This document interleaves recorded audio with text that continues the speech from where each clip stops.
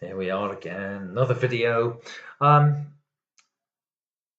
I wanted to go back over a subject that I've actually talked about before. And it does, I think, continue to cause people pain, unfortunately. And I think there's a little bit of confusion around it. And I have, say, done a video, but I think it's really worth revisiting and maybe, um, from my own perspective, explaining it a little bit in more detail. Because, the conversations that I've been having recently, I can still see it in people, and I can still hear it from their situations.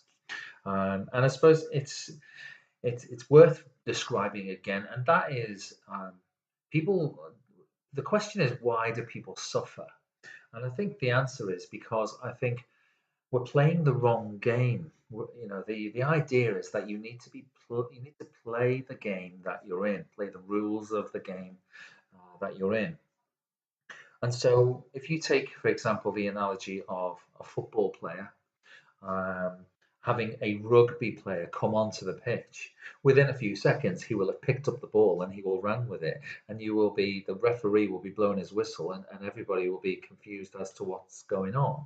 And so you've got a rugby player playing a football game, or you've got a footballer going onto a rugby pitch and trying to dribble around everybody, and everybody's quite confused as to why he's not picking up the ball. So you need to know which game I think you're in to be to in the first instance, and to be able to sort of remove any suffering that you're feeling. I'm not diminishing people's problems at all here, and that's the least thing. That's not what I want to do.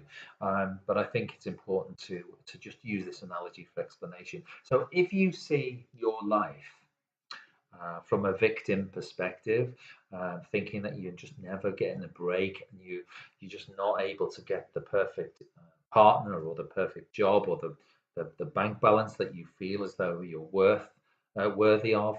Um, if you just feel as though you're just never going to move forward, then you will always get what you always believed. If you believe that, then you will absolutely get it. We know that like attracts like, and the what you project out into the universe is exactly what you're going to get back.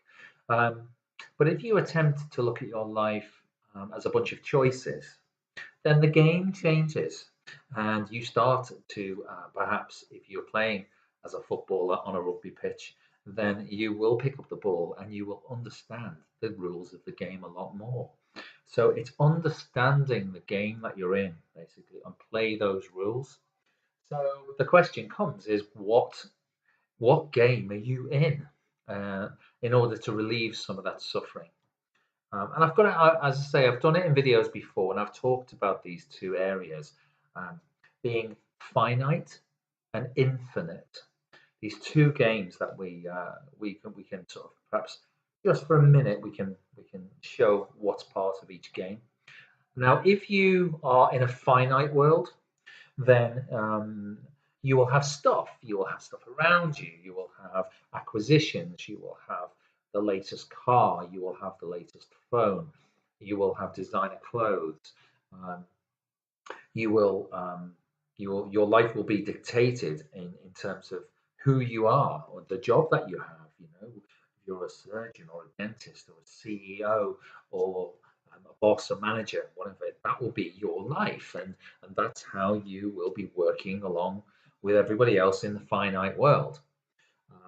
There are lots of labels in that world, not least on your clothing, but actually around identifying who you are. Exactly. For example, your job title, or your you could be father, it could be mother, it could be sister, brother, whatever it is. But there will be what I would call distinctions between each of you there in that group, um, which unfortunately is ego led. Okay, there is separation in that. There is attachment in that. You'll be attached to your stuff, and you will grieve when you lose it. Therefore, there's going to be pain. Therefore, there is going to be limitations on your life and stress. Okay. However, that could be the game that you're in. So if you understand that, then you can work in that environment. If you look at life from an infinite perspective is that if that's your life, that's your game. Well, that life, that kind of life has a life of non-attachment.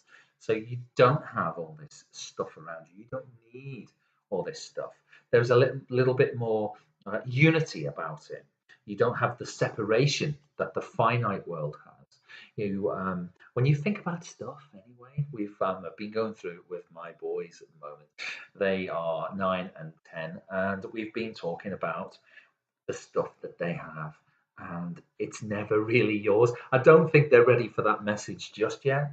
Um, the stuff that you have in your life that you think is yours, eventually you're going to pass on, and that stuff is going to be somebody else's, providing it lasts that long. So, in the infinite world, you have more. What I would think would be there's a little bit more unity, a little bit more um, compassion, a little bit more love, a little bit more peace, a little bit of more oneness, all the stuff that I'm kind of really into.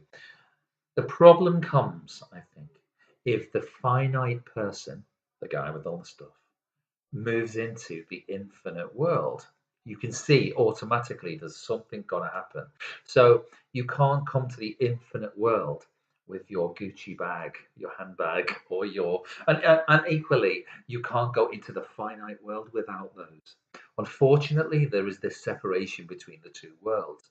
But I think the pain comes is when you are in one place where you shouldn't be, where you're not functioning very well.